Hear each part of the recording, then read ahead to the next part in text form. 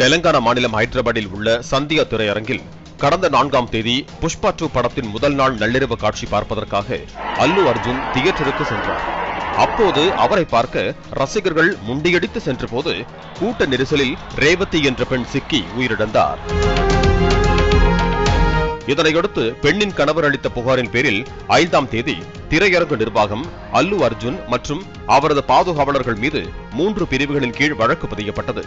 நடிகர் அல்லு அர்ஜுன் இறந்த பெண்ணின் குடும்பத்திற்கு 25 லட்சம் ரூபாயை அளிப்பதாக அறிவித்தார்.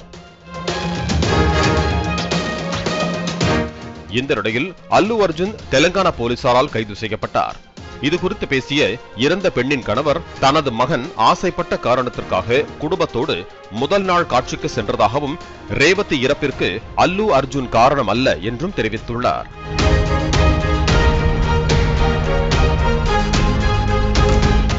மேலும் அல்லு அர்ஜுன் கைது குறித்து போலீசார் தனக்கு எந்த தகவலையும் அளிக்கவில்லை, அவருக்கு எதிரான புகாரை திரும்ப பெற நான் தயாராக இருக்கிறேன் என்றும் அவர் தெரிவித்துள்ளார். ரேவதியின் கணவர் பேசிய வீடியோவை அல்லு அர்ஜுன் ரசிகர்கள் இணையத்தில் ட்ரெண்ட் செய்து வருகின்றனர். తీసుకెళ్ళాను అక్కడ అల్లు అర్జున్ వచ్చినందుకు ఆయన తప్పేం లేదు. అల్లు అర్జున్కి అయితే ఏం సంబంధం లేదు వచ్చినందుకు. ఏమన్నా ఉంటే నేను కేసు విత్డ్రా చేసుకోనికే రెడీ ఉన్నాను.